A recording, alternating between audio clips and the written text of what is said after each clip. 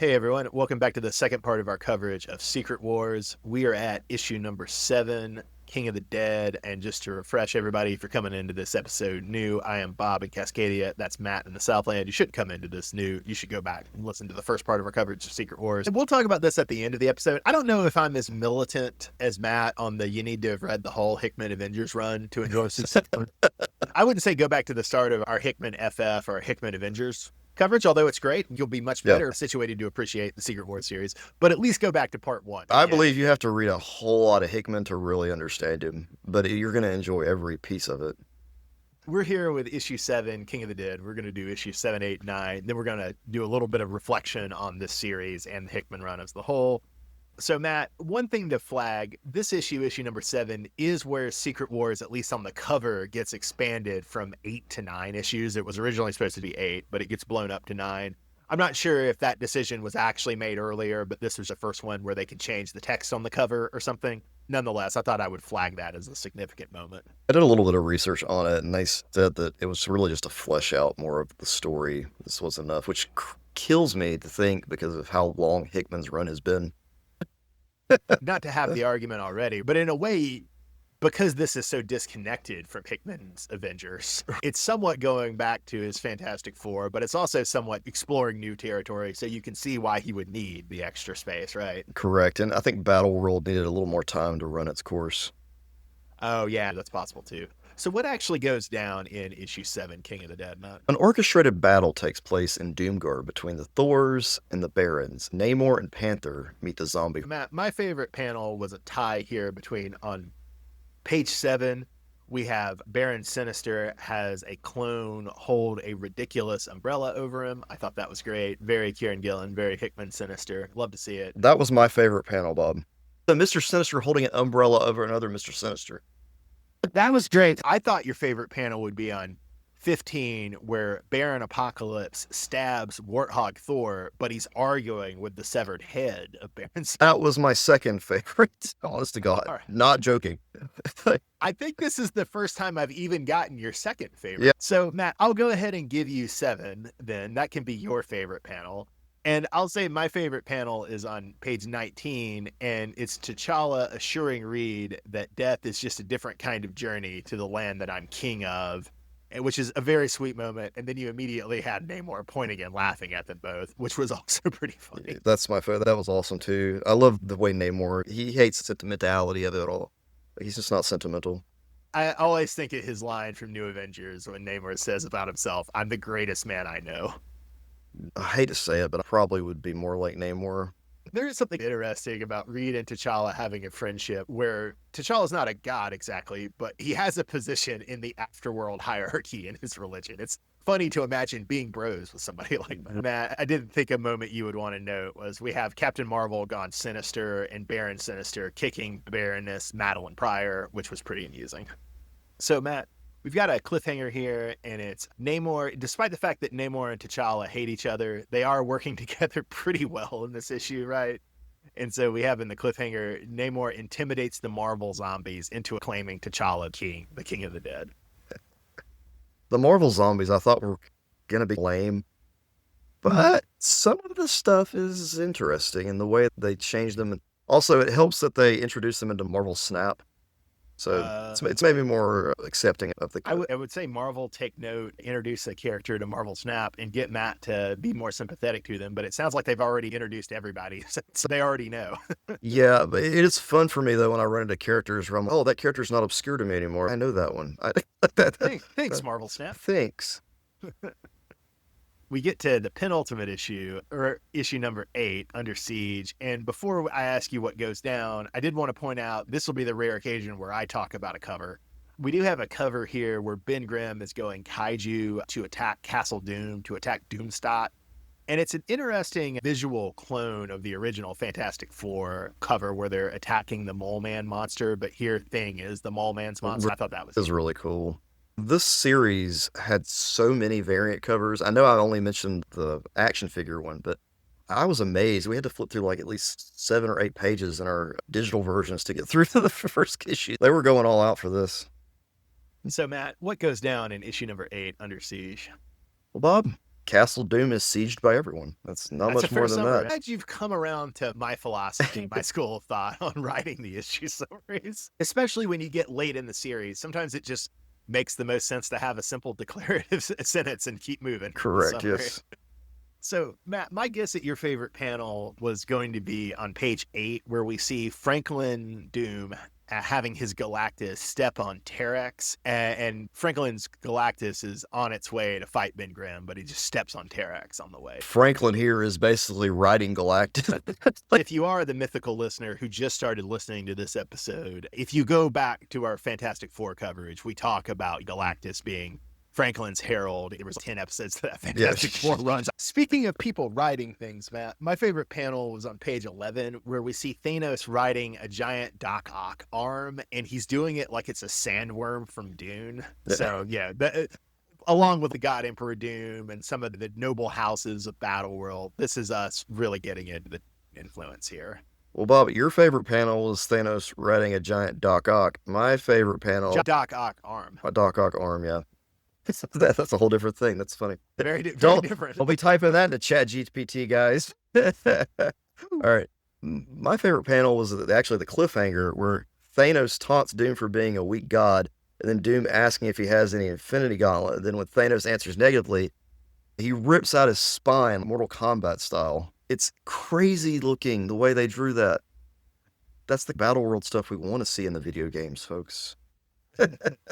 Then after Thanos' Mortal Kombat style got his spine ripped out by Doom, Doom then sees Namor, an army of Marvel zombies, and T'Challa wielding an Infinity Gauntlet ready to confront him. That brings us to the final issue, the ultimate issue, number 9, Beyond, what goes down in the Beyond issue. Reed and Doom fight each other in front of Molecule Man until convinces Doom that he would have done a better job at everything. This leads Molecule Man to give Reed the opportunity to fix everything. Matt can celebrate and take points for his side in 2 ways, because we're hearkening back all the way back to the very beginning of the Hickman Fantastic Four run, right? Of Reed trying to solve everything in the wake of Civil War. So you get that. And then also Matt was insistent in the early stages of New Avengers that, okay, the time gem is going to come back. And he was correct. And I just didn't remember and didn't comment. Well, it never got destroyed, and it doesn't help either, too, Bob, that this is similar to what happens in the Avengers films. The Avengers films copied it straight from Hickman. Yeah. How much is there even left from this for the new movies to exploit? No, There's plenty, but a lot of this was introduced in Hickman's run and led up to Secret Wars, and here they use the time gem to do the exact same thing they did in the film, which is go back in time and fix stuff. Matt, before you tell us your favorite panel, let me take one last guess at your favorite panel. I got 3 possibilities. The first is on page 5. We have Doom telling T'Challa, let's finish this as gods, which is one of the most badass things a character has ever said in a comic. Then on number 9, we've got our first and basically only image of Tony Stark and Steve Rogers in this miniseries, is Doom and T'Challa assuming the forms of Tony Stark and Steve Rogers for their god battle. Or on page 15, we have Susan Doom, who will soon revert to being Susan Richards confronting her husband. Was it any of these, Matt? None of those, Bob. It was on pages 3 and 4. Doom goes T-1000 mode, Bob. That's important to say. Along with Dune and Game of Thrones, the other huge non-comics influence on this run has been the Terminator. We talked about that with Pod and Adjective. Oh, yes. Doom becomes liquefied metal, and you can't kill the man.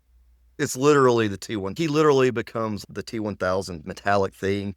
Matt, I am going to either be a vile pedant or give you an opportunity to laugh at me. Is it the T-1000 or is it the T-2000? Oh, Bob. That's sad. That's real sad. There's the Arnold Terminator, and then there's the Robert Patrick Terminator. And isn't it the Robert Patrick one who goes liquid? Yeah, Bob, but the Arnold one is a T-800.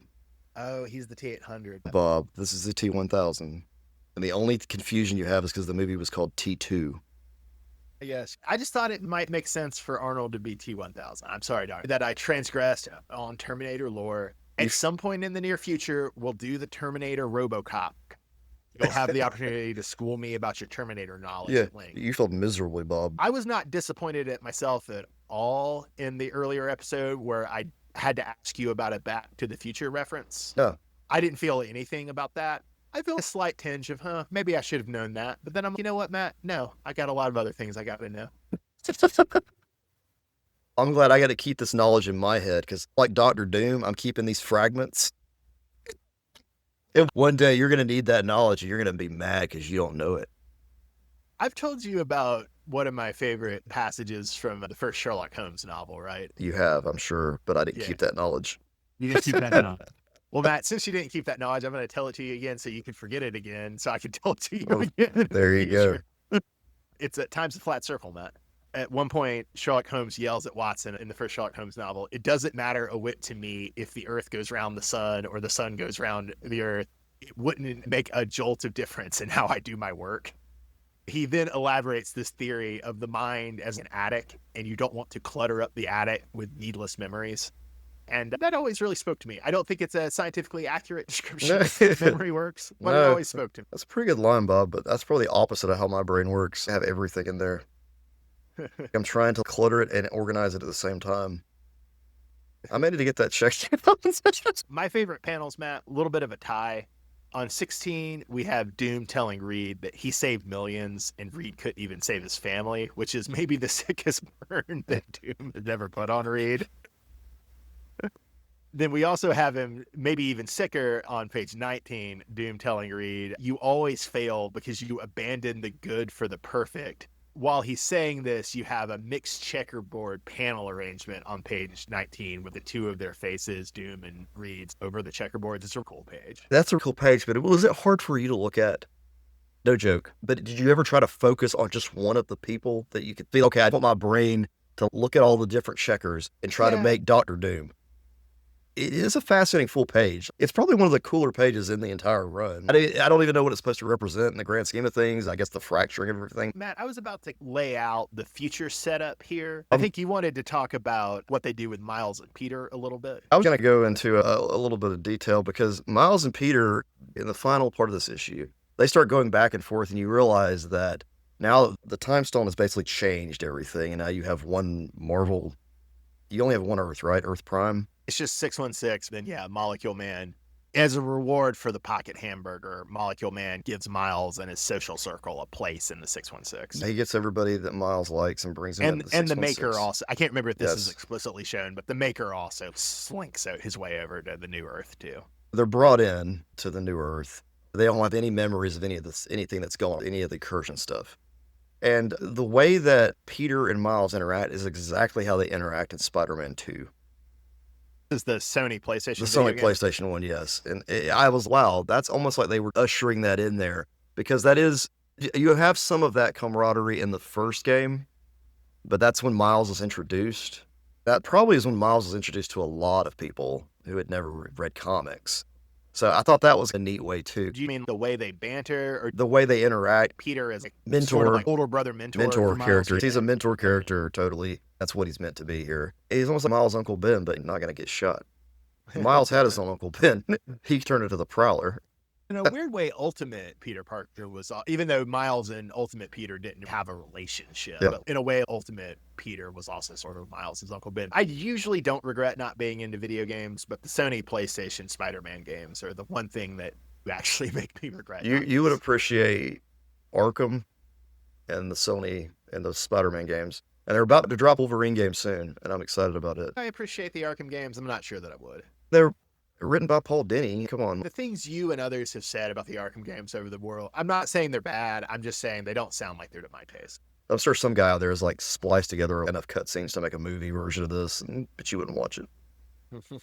I don't know. If it were under an hour, I might do it. Or if they actually took it and made it a real adaptation of Arkham City, like, an animated version, that might be something that would... if it was based on Dini's work. Of course, the way they're doing it these days, they would probably turn it into 3 or 4 parts, and I'm not sure be here for that. Arkham City Part 3.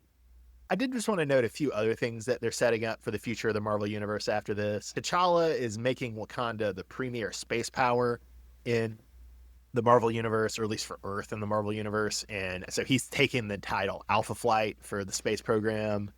And then we already mentioned Molecule Man bringing Miles and his social circle into the 616.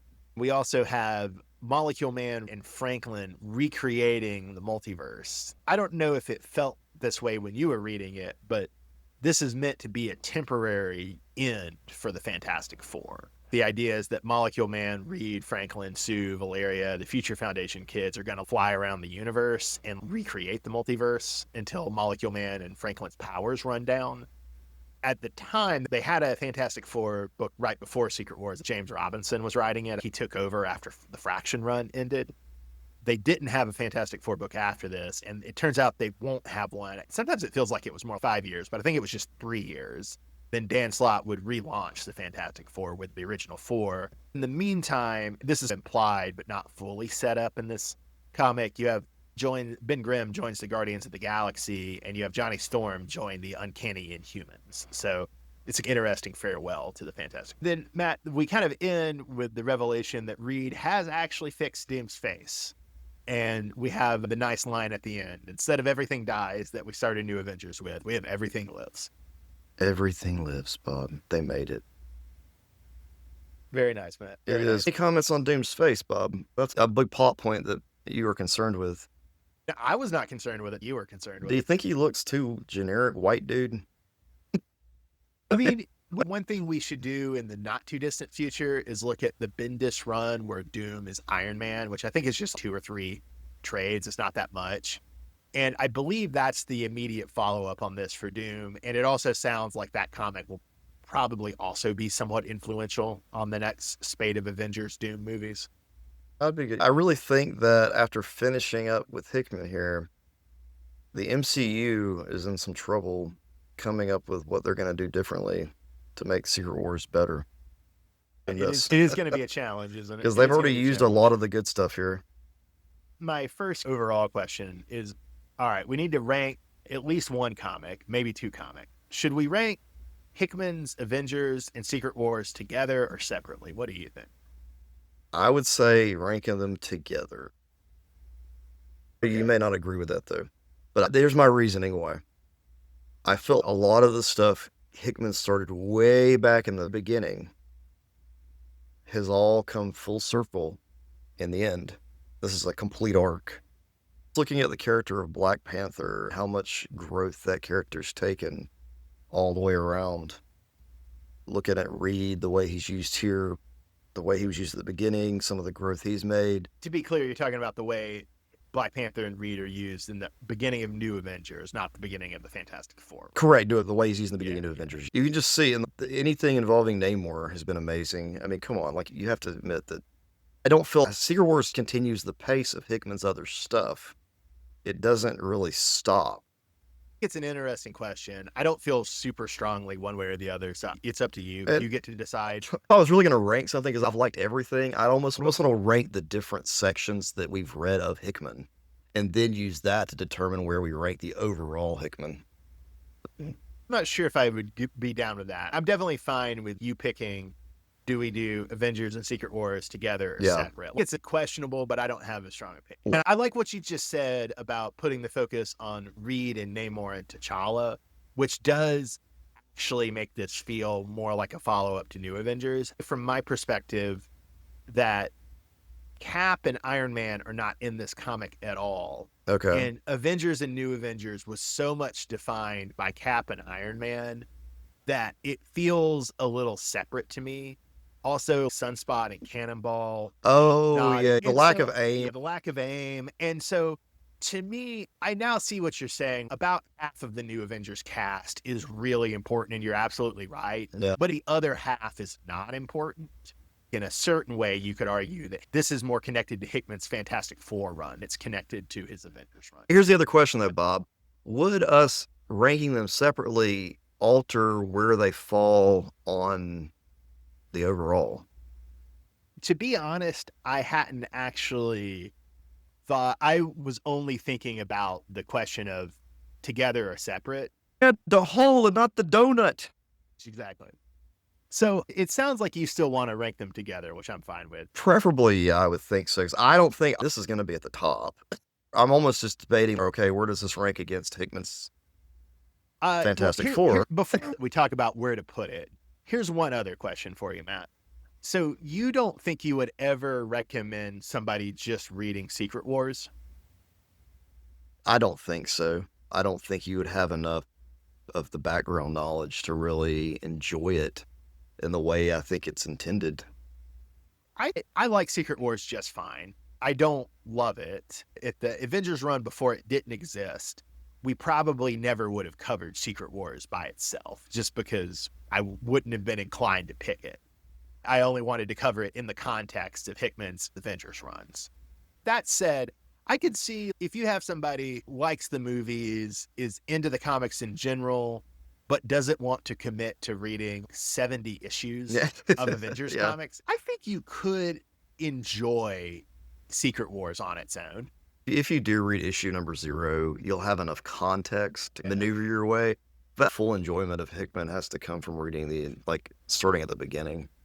So we're going to rank it together. I'm going to make I think you're going to find this to be pretty controversial, but my suggestion for ranking, we can argue about it. Honestly, Matt, I think I would put this in, just to clue listeners in, we have a 24 item list. Number 24, 23, and 22 are the Gotham Knights runs that are not great. Number 1 is Hickman's Fantastic Four. Number 2 is Hickman and Sanford Green's Doom one shot. Number 3 is the Mark Waid Fantastic Four. Number 4 is Boy Wonder. Number 5 is the Walt Simonson Fantastic Four. Number 6 is Archie versus Predator. And number 7 is Batman City of Madness. And number 8 is the Paul Dini run on Batman. I'm a little conflicted because thinking about this, I think this is better than Archie versus Predator, but not better than Batman City of Madness. I don't know what to do with that. But my first thought is to put it at number 8, which would be... You know what you need, Bob? You need a time gem. A time gem. If you had a time gem, we could go back and change it when we got first ranked it, and that would be the only way that could ever work. Our ranking, in some ways, it makes sense to me on some level to think Archie versus Predator is better than Batman City of Madness, but to think that Hickman's Avengers run is not better than City of Madness and better than Archie versus Predator. It's hard to swallow, yes. To say that this man's 70 issue run on Avengers, a team everyone knows, along with all the Illuminati folk who are Fantastic Four folk, along with the biggest Marvel villains of all time, is better or worse than Archie versus Predator. I just don't even know whether to put it. I don't know whether to put it before or after Doom. That's the only argument I'm having in my head. Oh, I think that's absurd. I think the Mark Waid run is way better than the Junie Ba.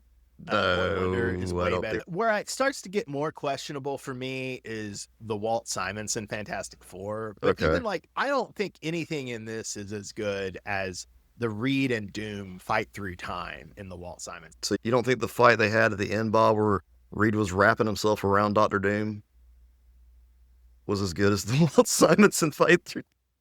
It's a really creative fight scene. Maybe it's just the fact that I've read through the Hickman run twice or 3 times, depending on what part you're talking about. I would rank Avengers much higher. You see where I ranked Avengers World and Avengers AI. We ranked them very low because we knew that the other Avengers we were reading was so damn good. Do you honestly think this is better than the Mark Waid Fantastic Four run? Doom, the Hickman Green Doom, is way, way better than this. Not the least because it's much shorter and much concentrated. Okay. Your preference would be the new number 3 after the Green and Hickman Doom. My preference would be, I still think City of Madness is better than this run. Not the least because it's more concentrated. It's a little more adventurous in the art. It does more unexpected things with more characters, I think, than this does. But okay, I'll grant you that it seems wrong to say that Archie versus Predator is better than this. That does seem wrong. So I'm leaning that this should be the new number 6, and you're leaning that this should be the new number 3. Does that sound right? Okay. I'm thinking through this. And the Mark Waid run on Fantastic Four was the one where they end up meeting Jack Kirby right at the very end. Yeah, Doom going over to Magic in the Mark Waid run. What is it about Boy Wonder that you would want? Could it be the new number 4? Because I don't know what a Boy Wonder would. So my argument for Boy Wonder would be Boy Wonder is in some ways, to me, the definitive presentation of Dick Grayson, Jason Todd, Tim Drake, and Damian. No other comic that has them in it that I can think of is as concentrated or as good or as clear at presenting them as Boy Wonder. Does that make sense? That does make sense. I do remember that was the reason that I even picked it up to begin with, because Yeah. we read that when it dropped. I just finished doing Batman comics in a literature class, and Boy Wonder was the one I picked from the 2020s. Okay. Because I want them to see all the Robins, and this is the best way to do it. Walt Simonson, of course, is your late 80s, early 90s Fantastic Four, where we have all the TVA stuff, the time jumps, the crazy, fantastical things. The art on the whole is amazing. Yeah, it's amazing. Archie versus Predator, Bob. I enjoyed both of those comics because it's two properties that you would never put together, but it works. Weird way, they're actually strangely comparable to Secret Wars, both because they come out at around the same time and because they're doing the deaths of the universe. Can we agree to put it as the new number 6? I'm definitely fine with that. I feel okay with everything else because all this stuff at the top is so good. You've made some valid points, and you convinced me. Well, you won on the issue of should it be 1 or 2? You got to put it where it needs to be. I moved up a little. You moved down a little. Although you moved down more than I moved up. All right. So we will put it in. Bob just wants to clarify that for the podcast. Just to rub that one in there. I'm just saying we've both compromised. But you move a little more than I do. Just want to throw that in there. I was implying that you're a better man for compromising your aesthetic vision more than me. Okay, but if you want to view it as me dunking on you, you can view it that way. Oh, serious question though here now, Bob. Okay, serious question. You have, since I see you typing all this in, and you've had trouble having to get it where it needs to be. Now that we have a place, would you separate those now? If you were going to, would you put them in a different place? Would Secret Wars go lower?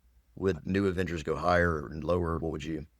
When you say that, Matt, I think maybe I wasn't thinking about this explicitly, but now that I think about it some, one of the reason I wanted to separate them is I think if I were ranking them separately, I would rank both a little lower than they are here. I would still put the whole Hickman Avengers run under City of Madness and before the Dini Batman. And then I think I would put Secret Wars, obviously Hush throws everything off. But this might be too low, but I would even think about putting Secret Wars at the new number 15 in between Suicide Squad, Get Joker, and the John Ridley Black Panther. If you were just approaching this as a new reader and just were picking up Secret Wars, it would be a whole different story than if you had picked up all of Hickman's run. I wasn't consciously thinking about that when I was arguing for ranking them separately, but now that I think about it, yeah, that is unconsciously one of the reasons I was arguing for separating them. Right. It would push both down the list a little to do that. We're up to 25 things now, Matt. All right. And just to clarify for listeners, that's New Avengers and Secret Wars and adjectiveless Avengers starting in 2013. I'll go into our list at number 6. That's beneath the Simonson Fantastic Four run, and that's above Archie versus Predator, the 2 miniseries. And everything on this list we have, guys, that we've covered. So it's only stuff, we're only putting things on the list we've covered on the podcast. Both Bob and I read stuff all the time. This is the best of list. This is the best of what we've covered. Do we have time to talk about one other ranking question? Sure, Bob. So back when we talked about Infinity Gauntlet, I put together my rankings of what I thought were the good crossovers, the good line-wide crossovers of Marvel and DC that I had read. There's a lot I haven't read. At the time, I ranked the list as DC 1 Million, Final Night, Invasion, Cosmic Odyssey, Infinity Gauntlet, Infinity, 2015 Secret Wars, 2021 Heroes Reborn, Final Crisis, 0 Hour. I think you largely agreed with that list. Do you still agree with it having read Secret Wars, or do you think I undersell Secret Wars on that list? Let's see. So you've got Infinity ahead of Secret Wars, yes. You've got Infinity Gauntlet ahead of Infinity. 0 Hour definitely should be at the bottom, even though I have the nostalgia from childhood. It's so bad. It's just not the best. Final Crisis is fun. Heroes Reborn. 2021. That was good stuff. Secret Wars was what we just read. Infinity Gauntlet, something. Cosmic Odyssey. Cosmic Odyssey is a DC one that I don't think you've read, that Jim Starlin did. Invasion, I haven't read it. Also late 80s. Yeah. Final Night, I remember. Yes, that's fine. 1 million, yes. Yeah, I would agree with this, Bob. As long as you don't have a Crisis on Infinite Earths and stuff. I guess the real reason I was asking that too was you're comfortable with me putting Hickman's Infinity above Hickman's Secret Wars. Yeah, that's fine. I And wouldn't then have a I'm problem with that. curious, I'm not going to put Time Runs Out on this list, right? Because it's not like a crossover in the full sense of these others. But if we were just thinking of the three main eras of Hickman's run, right, as Infinity, Time Runs Out, and Secret Wars, how would you rank those for yourself? Just those three. I would probably rank Infinity, Secret Wars, Time Runs Out. I could see Infinity, Time Runs Out, Secret Wars. I can see both Yeah, arguments. I was just curious where you would come down. And certainly you do have to give Secret Wars has much better and more consistent art than Time Runs Out. You correct. definitely have to Yes. give it that. Even though a lot of the art on Time Runs Out is good, but it's all over the place.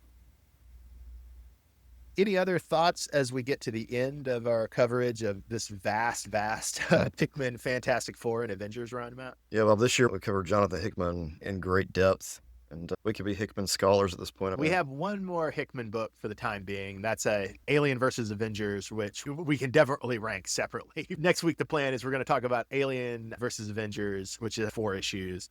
And we're also going to talk about a short miniseries, Adam, Legend of the Blue Marvel. That'll be a setup for, we are going to look at the various Al Ewing Avengers runs, some of which tie in or spin off from the Hickman thing. Then once we get done with the Ewing stuff, I promise, no more Avengers for a long time. We'll be back to simple, straightforward stuff. Maybe some people may appreciate that, some people may not. They may like the more complicated, super complex, long narrative. I honestly don't know if you're going to dig the Ewing stuff, Matt. I think some of it you will, but some of it you may not. I like some of it a lot and some of it I don't like a lot. So I also think the Ewing run, we'll debate it, but probably we'll wind up ranking a lot of smaller units rather than one big unit, if that makes sense. That makes sense. All right. Well, looking forward to doing that. Thanks for joining us for this crazy couple-year journey through what turned out to be about 30 episodes. Oh, crazy. Lots and lots of Hickman stuff we've covered. Yeah. Someday we'll do the Hickman X-Men, but that's long distant future. We got to give that one time to resonate for a little while, or marinate, because, like, it's still fresh. A little too fresh. We need a couple more years. I also want the perspective of, I want to see what is the new, after this current era of X-Men ends, I want to see where they go next. And then once we know where they go next, it might be interesting to look back at the Koa era. Does that make sense? Yeah, it makes a lot more sense. That's what I'm saying. We need a little more time between, because it's just too fresh. Yeah, even though it came out in 2019, man. Yeah, it's weird. You need about 10 years. All right, that's the watchword of the podcast. 10 years, except for when we don't wait 10 years. 10 years for the very, very long running stuff. No, that's a good policy. Well, listeners, thanks for joining us on this journey. I'm Bob in Cascadia. That's Matt in the Southland. Join us next week for Alien versus Avengers and Adam, Legend of the Blue Marvel. And have a great night, everyone. Thanks for listening.